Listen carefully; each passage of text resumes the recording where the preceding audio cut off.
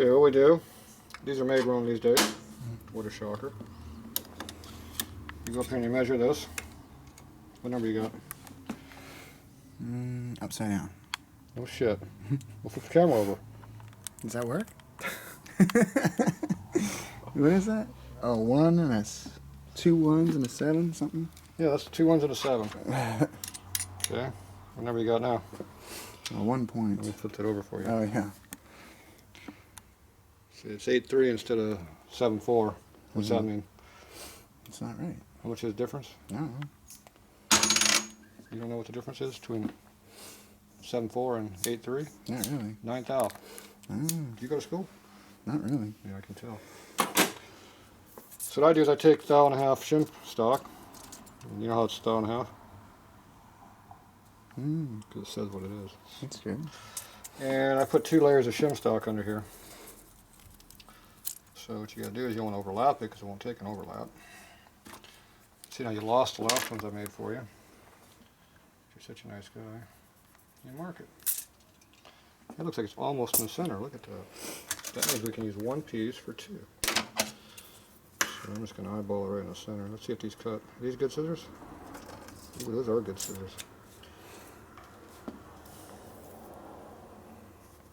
Damn, I missed it by that much. It's hard to get good help. So here's one. See, that goes in there like that. And you put another one right behind it. Or in front of it. That was a little shorter, see? The fun part is putting this all together. And once it's in there, don't take it out.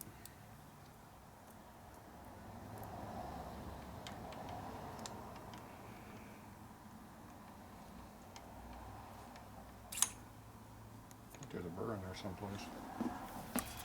You know, so once it wasn't tight, it went right in.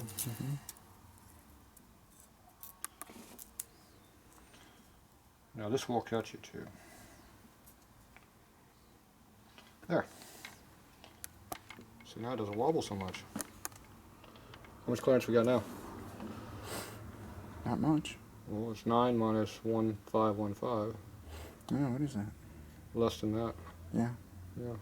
Can't add either, right? Can't subtract either? Mm-mm. Can't add, can't subtract? No. Right. Well, 9 minus 3 is 6. Oh, yeah? So now you got 6 thousandths. Nice. Maybe it's only 5 though. There might be some air in there. Yeah. Now if you overlap those, you can put, it doesn't go together. So that's one of the tricks I do these days because this shit's not made right. And they don't want to make it right. So you do what you gotta do. So it's gonna be a mad rush for an inch, 1.5 thou shim stock now. And you could probably use 2 thou too if you had 2, but I don't have any 2. Only have 1.5 thou. Okay, this has to clear that. So get that in there. Why is that not going?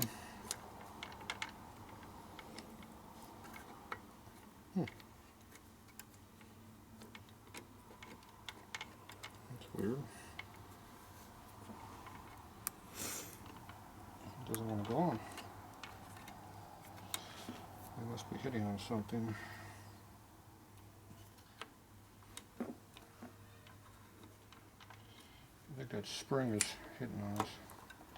And you want to make sure you keep that bushing in there because it screws with you if you don't. The shims come out. Yes, I think that gear does not want to slide in there with the spring. That position it did. So something was keeping it from going as a burr someplace. Now it goes. Okay, so see how it gets stuck behind the gear? See, as you work the gear, it pops out, see? That's how it works. You want to try to rotate this big spring so it doesn't get in the way of your kicker also. Those gears right there. So you can play around with that a little bit if you want. It doesn't want to come up though, so screw it. We'll leave it. Okay, it's now in there. Get all that? Mm-hmm. Good. Okay. Bring your cover? Yeah. Where's it at? Right there. This one? Sure. Is it clean? Better be. It's clean once, right? I think it's been cleaned about 10 times. That's it? Yeah. It's not been for around here.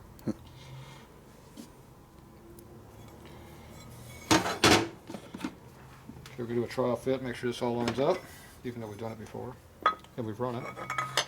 We're going to do it anyway. Something might have changed. See how nicely it goes on? Yeah. That's a good sign it's not blinding. See how it works? Alright, so that works. Now this is held straight, you check your in play. You get almost no in play. So we're good. So we're going to go ahead and lock this tab down now. Yeah, we checked it.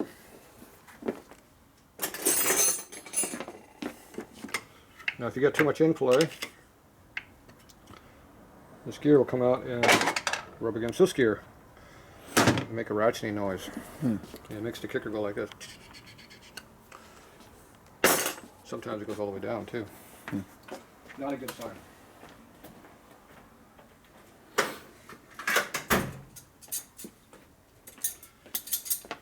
Channel locks look good for this.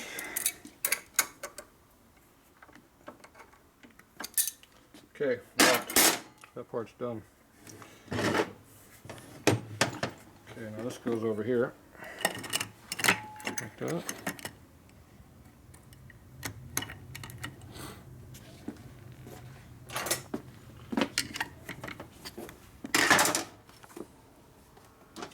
And this goes in here like this.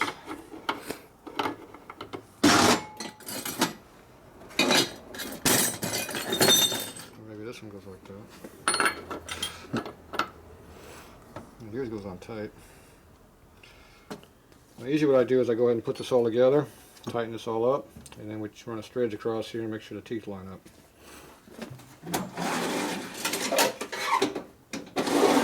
Just use a straight edge, just metal. You come across the teeth here, across here, and if it lines up with this, if this here lines up with that tooth back there where it's supposed to, this lines up. If it's off, you have to play around with the thickness of the shim back there.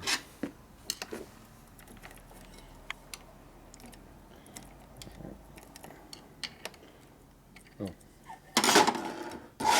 That was about the wrong thing. This sleeve right here, you can shorten the sleeve up and it'll move it in. If this needs to come out, you can put a shim in here and move this out a little bit. Which are pretty hard to come by. You gotta have to make all that crap. So, but you want the chain to be lined up within 30 thousandths, hopefully, or 32nd of an inch.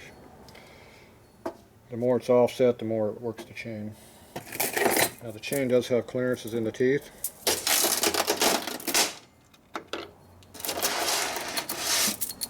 Show you clearance in here. So you can have that much on one side and that much on the other side and it'll still work just fine.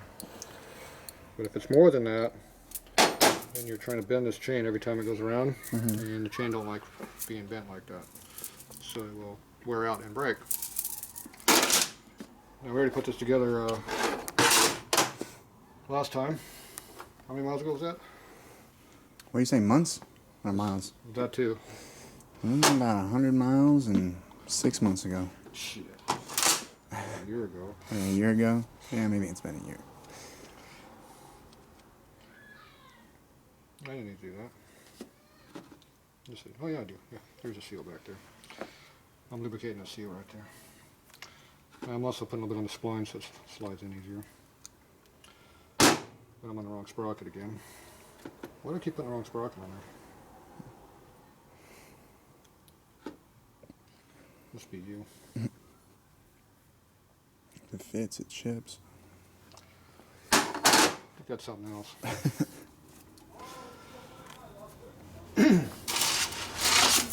Okay, now before this goes on, you need to check this to make sure it's not bad. So, this is basically a new chain. But you look down these links right here, these rollers, and make sure there's no piece of these rollers missing. Because when these little bushings in here, rollers break, they start coming apart. And you will see them. And sometimes you even see broken links. The other thing you look for is any tight spots. See, this chain has no tight spots. See how it rolls around, it doesn't stick anywhere? Mm-hmm. Now, if these were to bind up and stay like this someplace, then the chain's bad, throw it away. Because when this chain breaks, it breaks these cases. And those cases are harder to fix than replacing this chain. So, that's how you check them. So if everything feels good, like this one, because it's a new chain, you go ahead and put it on. Now you can put it on 2 rows, you can put it on 3 rows. It's best to use all 3 rows.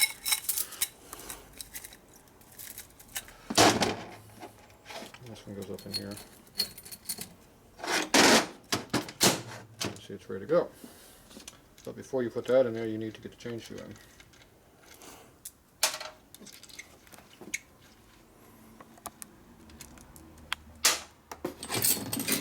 One chain shoe. Now this has been replaced before. See, now it's starting to get broken in. So once it gets worn down a little ways, this here will start hitting on these rollers, and it'll start stabilizing the wear. It'll wear like this pretty quickly because that's what, 100 miles of wear, you said? And the way I put these on there, I take a pair of vice grips and I pinch these down on here to get them good and tight.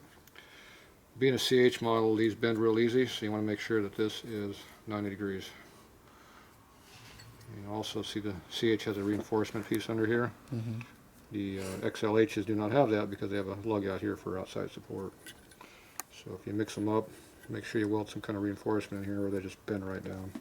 Okay, that needs to go in first. Because it is hard to put in after the chain's in there for some reason. See, I'm looking at these shiny spots right here. That's not usually a good sign. Something's causing shininess.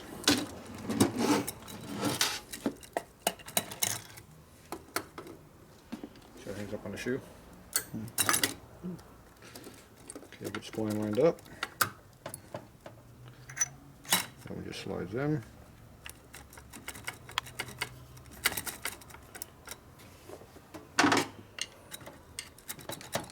Push it all the way in. This spline one goes back here. Goes like that. It takes this fancy nut with this O-ring. Now we're using a wet clutch, so we don't have to care about any of these seals, because they don't mean anything. We're going to put a lock tab in there though.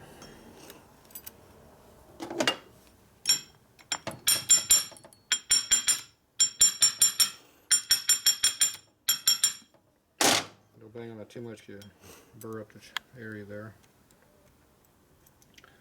We get it just long enough to get the nut in there.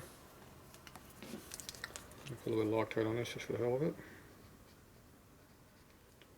See how nasty those threads look? That's from that gear eating it up.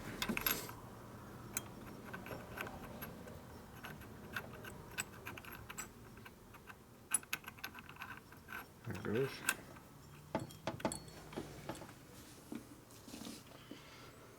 Okay, now this one usually don't Loctite. Just tighten the piss out of it.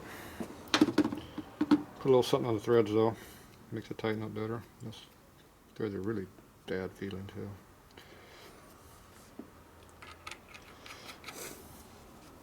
Now I use no washer on there for some reason. They just like the nut to chew up everything.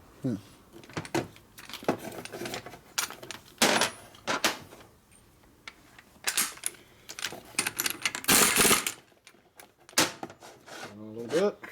I'm going to put this one a little bit. Make sure you're not binding as this goes together. I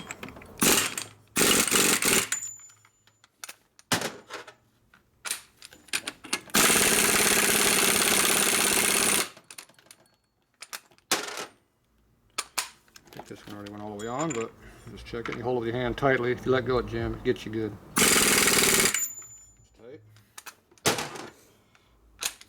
Now you tighten this one up until it quits moving.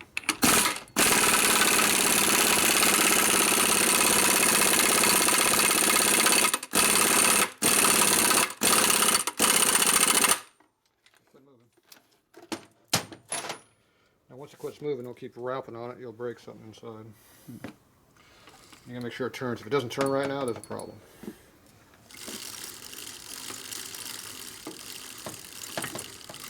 You want to make sure it's not doing any kind of wobbling or anything stupid also. If you're lucky, this doesn't wobble hardly at all. It doesn't. A lot of times these things go like that. I actually go in there and straighten these drums out, the clutch baskets and the press, because they get a little bent. Play around a little bit. Okay, so that's a good sign. Okay, now we go ahead and put our clutch plates in here.